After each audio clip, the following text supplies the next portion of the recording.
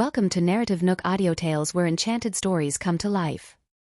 If you enjoy our stories, please subscribe, like and share to support our channel. Enjoy listening.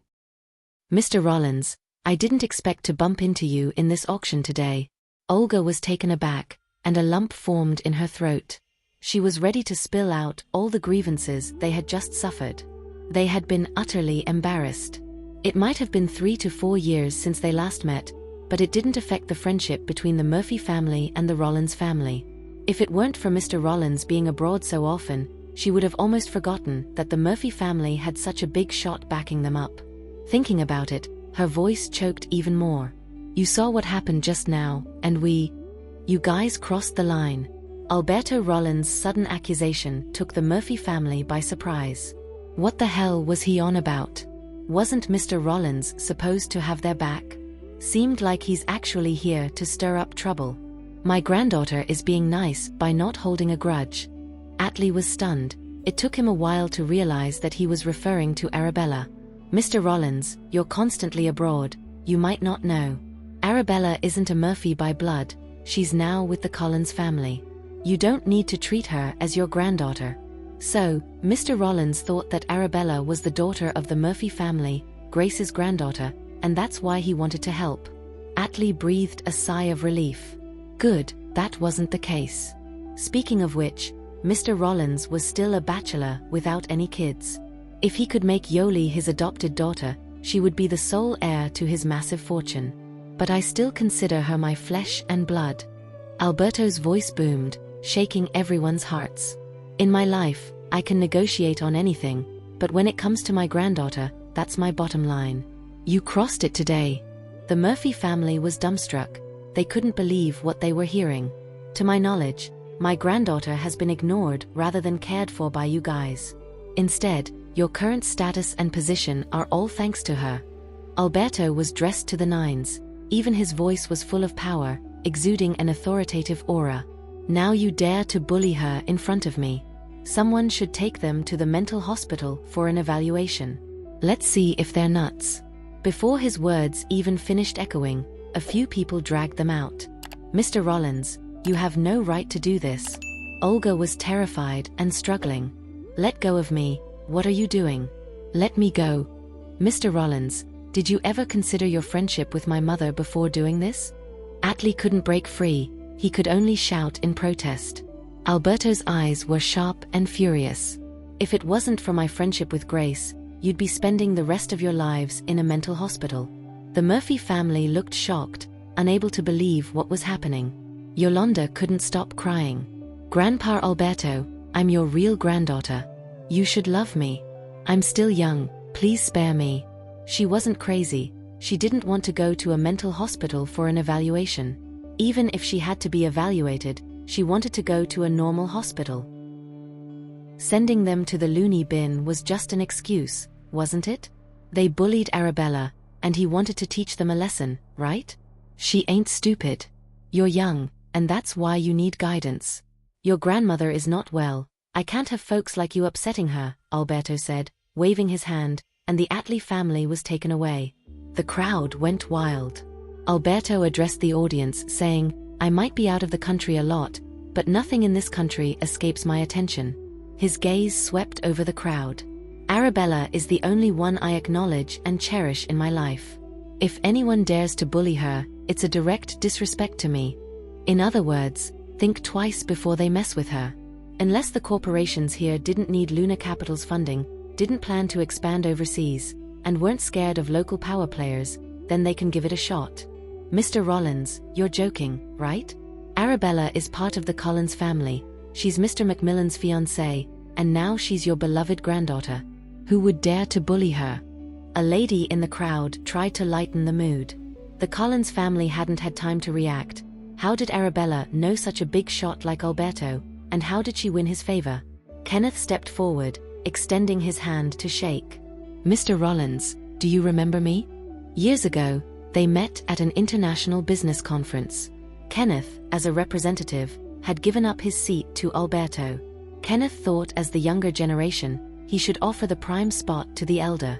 But Alberto felt that in terms of achievement, Kenneth had achieved more at his age than he had, so they both insisted on giving up their seats to each other.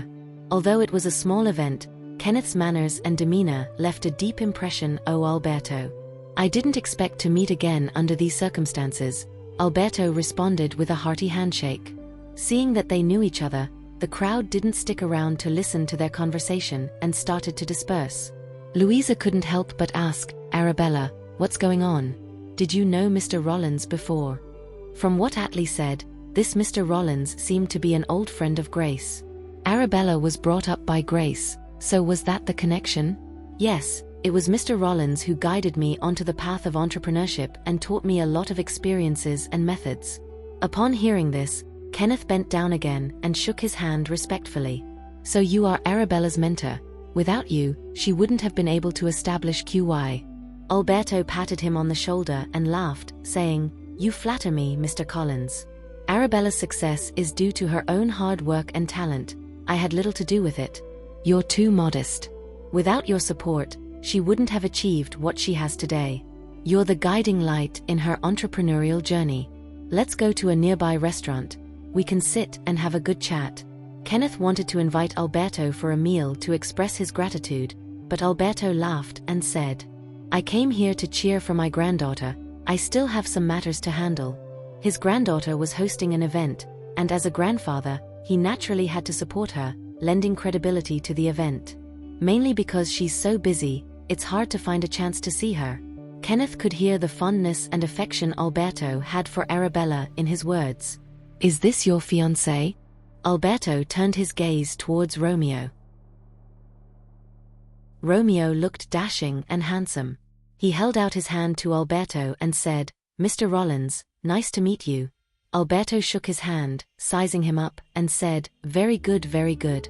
This young man was not only good-looking and charismatic but also extremely well-mannered. And despite his tender age, he was already the world's richest man. Alberto had heard of him a long time ago, but this was their first encounter. "My darling granddaughter sure knows how to pick them. Mr. Rollins, you flatter me."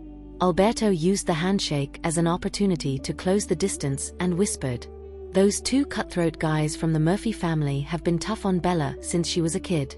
She hasn't had much love." Romeo listened attentively, nodding his head.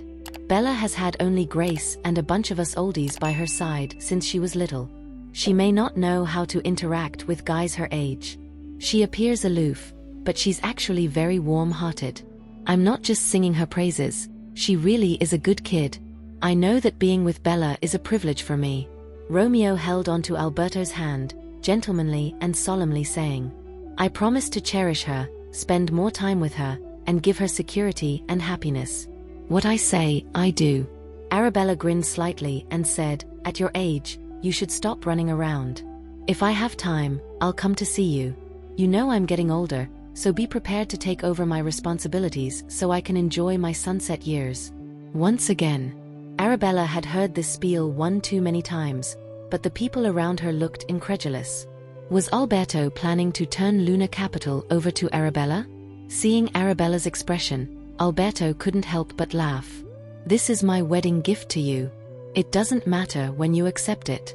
Considering your youth, I'll bear the pain and help you for a few more years." Kenneth was taken aback and hurried forward, saying, "Mr. Rollins, I am incredibly honored that Bella has won your favor." The total value of Luna Capital had long exceeded billions. "Ah," Alberto laughed, saying, "In this world, she's the only kid I have faith in. You don't know how long I pleaded with her to be my granddaughter, 2 whole years." Everyone was even more surprised. Alberto leaned over to Kenneth's ear and playfully said, "Mainly because she got so annoyed with me, she couldn't help but agree, haha." Arabella could guess what Alberto was saying, watching him whisper to Romeo one moment and share secrets with her dad the next. Even after Alberto left, Hans was still in shock, wondering just how many identities his precious little sister had. People outside always said Alberto was like a burning flame, but in front of everyone, especially Bella, he's an energetic, adorable, and fun-loving old man. On the other side, Zachary received a call at home. "What did you say? A mental hospital? I'm on my way." Shortly after Zachary left, his mother got a shocking message. The Murphy family bought that piece of land in the suburbs and paid $1.2 billion on the spot. Aren't they about to go bankrupt? Where did they get so much money from? After hanging up, she told her husband and anxiously asked, "Do you think the Murphy family was testing us before? Pretending to be poor to get our help? But we showed our true colors and pushed them away." Zachary's father nodded and said, "It's possible. 1.2 billion, just like that. That's several times more than our assets. Now that they've bought that piece of land in the suburbs, it's rumored to be worth a fortune, and owning it could reap several times the profit. What if the Murphy family strikes it rich and Yolanda dumps Zachary?" Zachary's mother was suddenly panic-stricken. "Calm down. Let's wait for Zachary to come back and ask about the situation. If they really did buy that land, we as parents need to show up at the engagement party in a few days, give the Murphy family due respect, and seal this marriage deal." But, Zachary's mother said, she couldn't stand Yolanda, be it looks, temperament, academics, or talents. She's no match for Arabella. Forget about Arabella. She's a top scholar and a piano master. She won't even look at your son. Let's go, let's change, and get ready for tonight's charity gala. I heard Atlee dropped 1.2 billion today. He was invited to join tonight's charity gala on the spot. We must build good relations with them tonight, no matter what. Zachary's mother suddenly regretted her previous attitude towards the Murphy family and hoped to make amends tonight. Over at Reflections Villa, Serena received several calls, her face getting grimmer with each one. Martha couldn't help but ask, "Serena, what's happened?" "My classmate's parents attended a land auction today. My parents publicly admitted in front of everyone that the founder of QY is their daughter. They even stood up for her against the Murphy family." Serena was getting anxious. "Now my classmates are asking me what's going on, asking if Arabella was adopted by my parents? They also said they haven't been invited to my house for a while and want to come over in a few days. What do we do about Arabella's identity? We can't let them find out I'm a fake heiress." "Serena, calm down." Just as Martha was speaking, the front door was pushed open. Kenneth, Louisa, Hans, and Arabella walked in together, their family of 4 laughing and talking, sight that deeply hurt Serena. "Dad, Mom, you're back? Brother, you're back from abroad? Sister, why did you come back together? Did you meet on the road?" "We attended a land auction with Bella today," Louisa said, smiling at Arabella. "You go upstairs and rest for a bit. We'll eat something before we go to the gala." The food at the charity gala was mainly for show.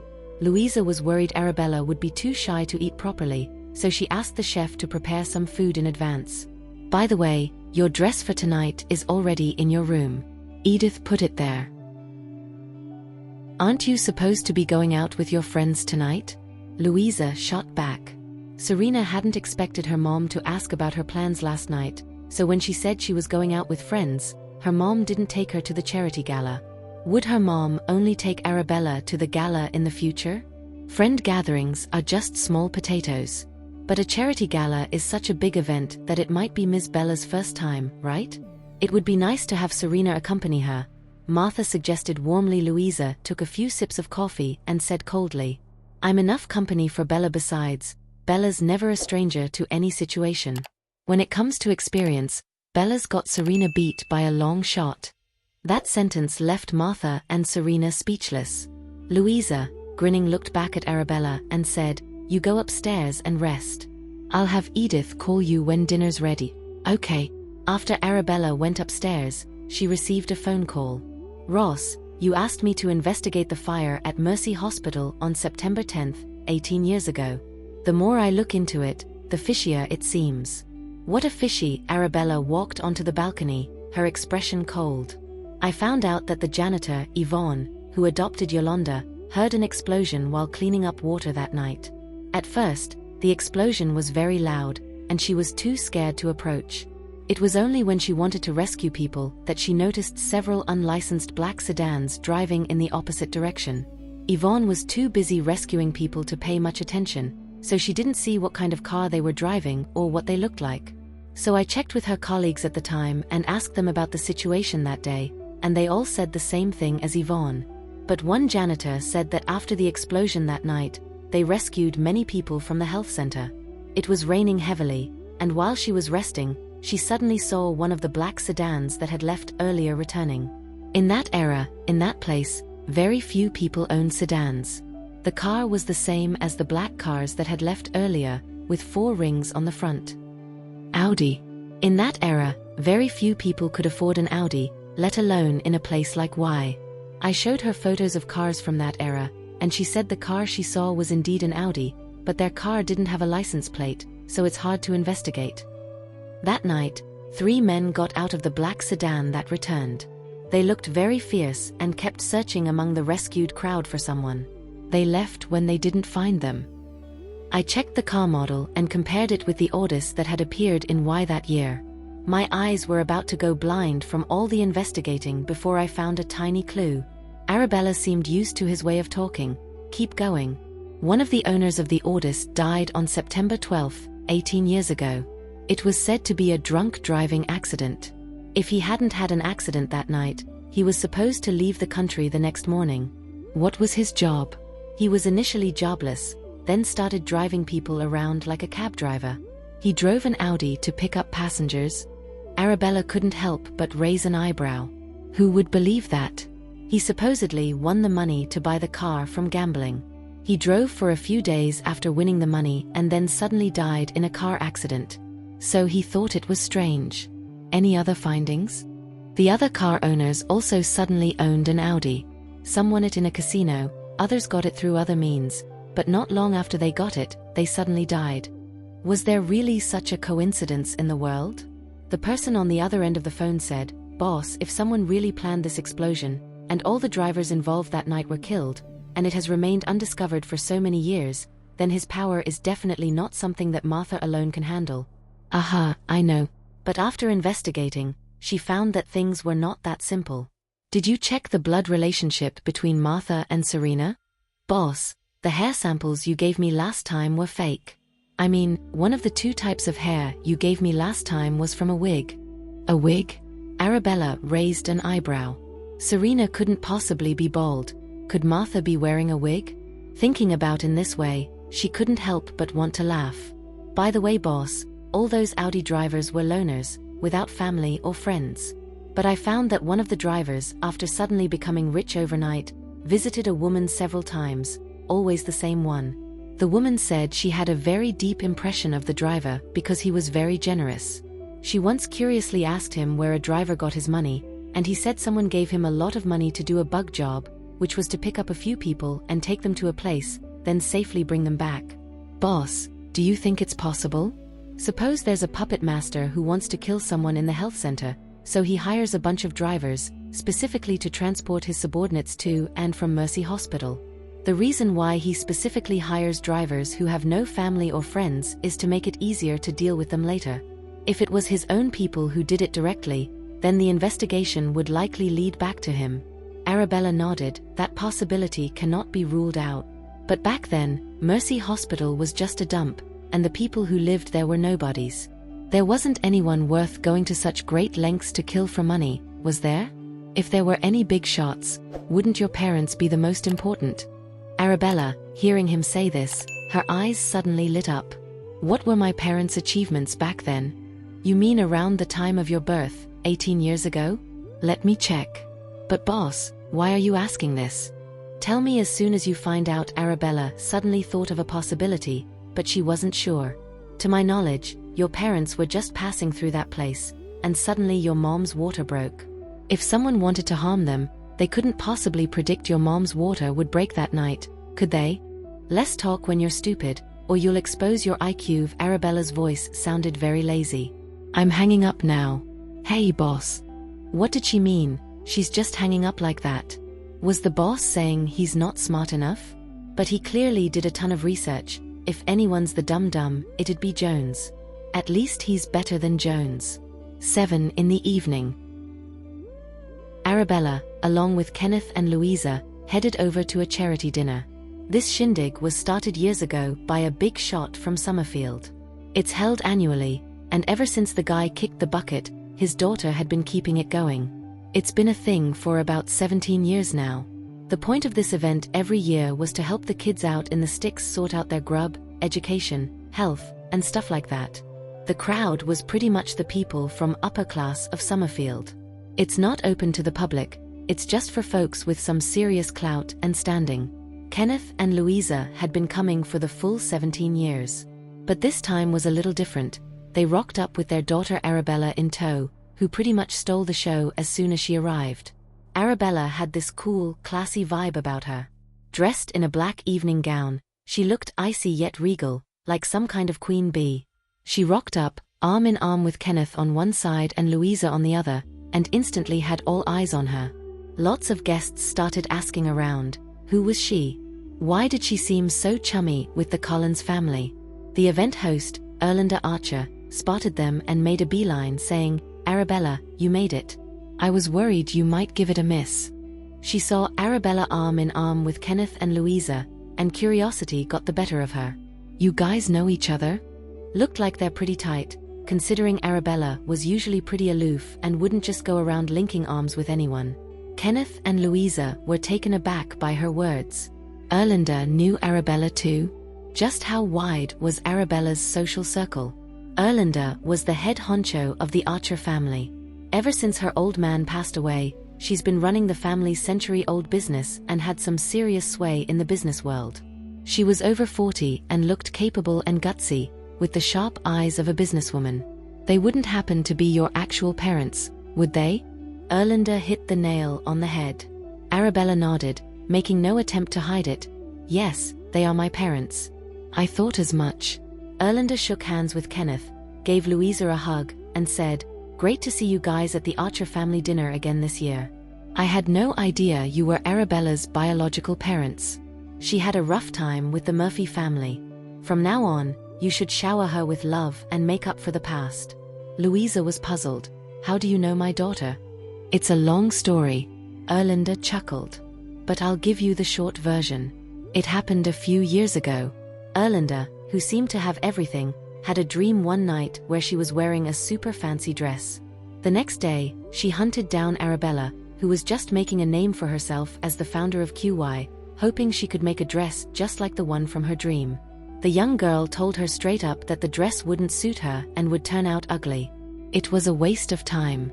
Erlinda didn't buy it and insisted. The girl refused, and things got tense between them. Eventually, she went to great lengths to find someone else to make it. Sure enough, the dress turned out to be an eyesore. She had no desire to keep it and tossed it straight away. Later, she fell ill and sought help from renowned doctors everywhere. Eventually, with some connections, she managed to get a highly reputable miracle doctor, only to find out it was the same little girl again. As they interacted, they gradually got to know each other. Erlinda wanted to make the little girl her goddaughter, but the girl didn't want to call her mom. In the end, after being pestered by Erlinda, the girl gave in and called her auntie. Erlinda, who had never married and had no siblings, took Arabella as her own niece. "Sorry for forcibly making her my niece without your parents' consent." Erlinda laughed cheerfully, saying, "I just really like her. She's genuine, capable, humble. I just really like her. This is my daughter's fortune." Kenneth never expected his daughter to be so popular in high society. First, it was Alberto chasing after her, wanting to be her grandpa, and now Erlinda, this powerful woman, wanting to be her aunt. Thinking about all the roles his daughter had played over the years and how hard she must have worked to make it all seem effortless, Kenneth felt even more heartache. "I've invited you for 3 consecutive years to the Archer family's banquet and have been rejected every time. But tonight, you're here with your parents. Clearly, Mom and Dad are more important to you," Erlinda said, feigning jealousy. "There you go again." Arabella saw right through her act. Erlinda laughed and put her hand on Arabella's shoulder. "Tonight, I've specifically invited the Panther family to give them a piece of my mind for you." A question popped into Arabella's mind. "I'm not familiar with them. I heard that as soon as the Murphy family's biological daughter returned, your fiancé fell for her, and they hit it off. Anyway, I won't let them off the hook tonight." Erlinda said this and raised an eyebrow at Arabella. "I heard some guests invited the Murphy family. Let's teach them a lesson together later." Seeing her excited expression, Arabella couldn't help but warn, "Don't go overboard. You can trust me." Erlinda patted her shoulder and said, "Just enjoy yourself. I prepare your favorite pastries every year, and since I heard you were coming tonight, I had some more made. See those tables over there? All your favorites. Arabella laughed at her humorous expression, saying, "Keep laughing like this, and you won't keep your image." After all, she was always stern and serious in front of her employees. Sure. Louisa was surprised and a bit envious of how familiar she was with her daughter. She, too, wanted to chat with Bella so intimately, but she was afraid Bella would think she was frivolous. "Bella, you have so many seniors in the business world who care for and support you. When you have time, invite them over. Your parents can take the opportunity to thank them." "All right." As soon as Arabella ended the conversation, many guests came forward to greet Kenneth and Louisa and ask about her identity. "I'm representing QY Corporation." Arabella didn't explain in detail, but as soon as the guests heard the name QY, they couldn't help but come forward to chat with her. As the guests came forward to chat, Arabella made an excuse to get away and went to the table Erlinda had prepared for her. She picked up a pastry to taste. Every single pastry here was her favorite flavor. Arabella had just finished one when she overheard someone saying that the Murphy and Panter families had arrived. Word has it that the Murphy family dropped $1.2 billion today to buy that land in the suburbs. Hard to believe, really. Who would have thought the richest family in Tranquil City had such deep pockets? The Panter family's son is here with the Murphy family's daughter. Heard they're quite the match. Both good-looking and intelligent. Seems they'll be getting engaged in a few days. The Murphy family is really on a roll, huh? Arabella continued munching on her pastry, unfazed. She was impressed at the mental fortitude of this family of three. It wasn't long after she came out of the mental hospital, and now she can attend a charity dinner. Didn't their stint in the mental hospital leave any emotional scars? They worked really hard to climb up. For Atlee, this was his maiden voyage to a high society dinner in Summerfield. The venue was the Archer family's private estate, luxurious and grand, a lavish mansion 10 times the size of his own villa.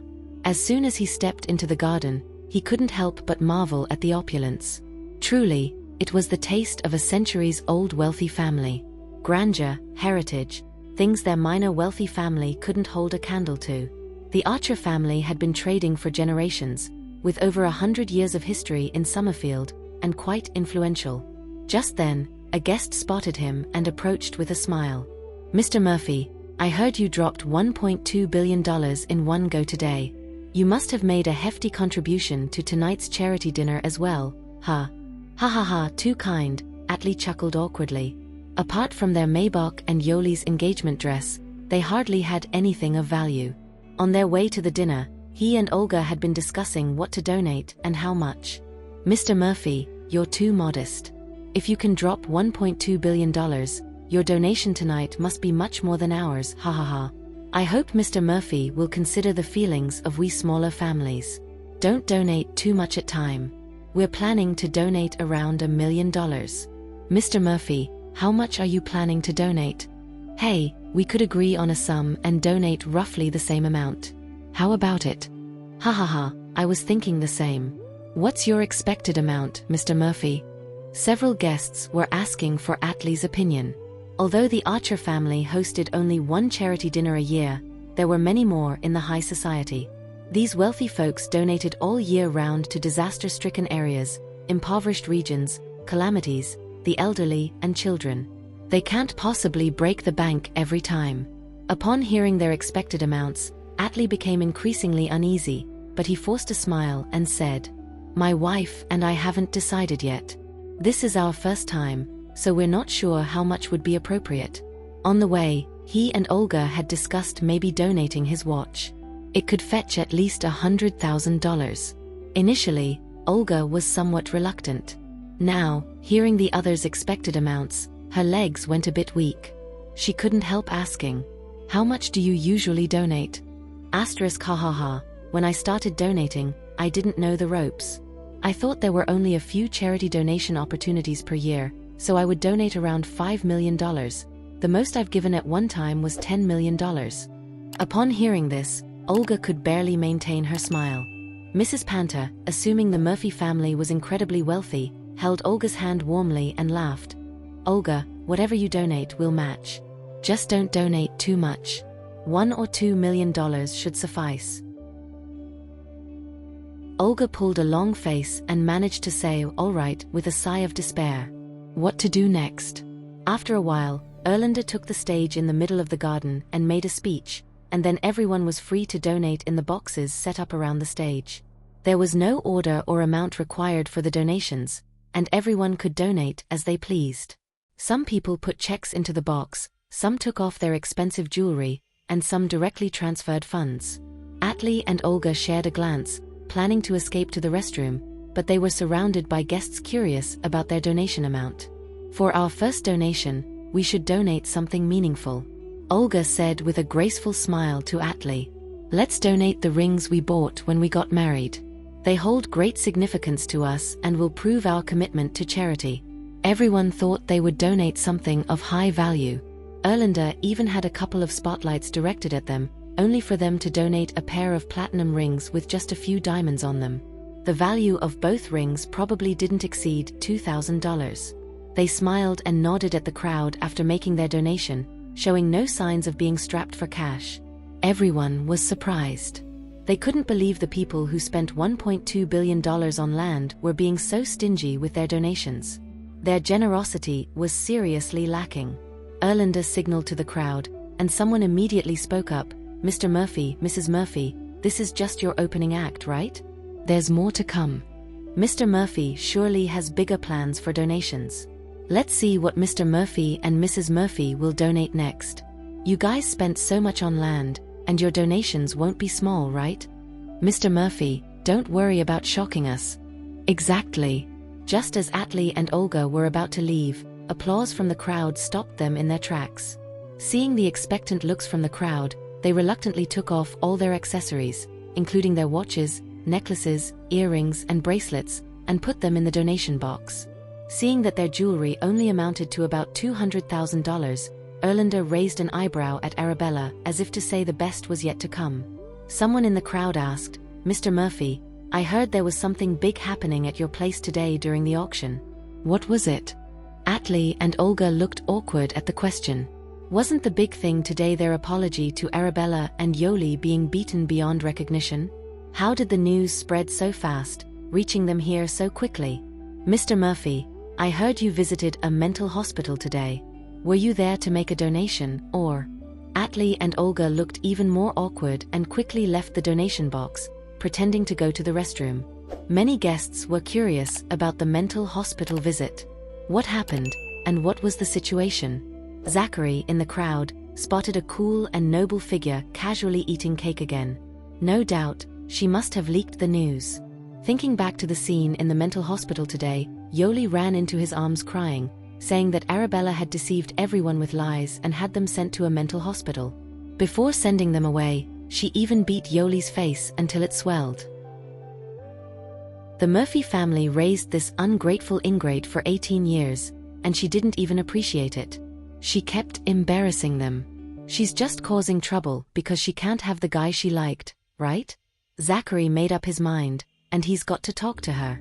Arabella was munching on pastries at the table when she heard an angry voice. Arabella. Zachary stormed toward her, his face stern. You still have the nerve to eat? A question popped into Arabella's head, but she continued to eat, swallowing the pastry in her mouth. She didn't even glance at Zachary as she picked up a glass of coconut juice. She looked elegant and captivating as she held the glass. When she tilted her head back to drink, her slender neck and collarbone caught Zachary's eye, making him swallow hard. This girl really didn't give a damn about anyone, but she was pretty, that's for sure. He hadn't noticed her beauty before, but ever since she left the Murphy family, her cold and aloof charm was just too enticing. He almost forgot what he was about to say. Why did you send Yoli to the mental hospital today?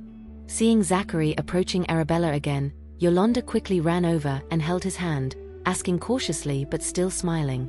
Zachary, what are you guys talking about? Zachary didn't answer her.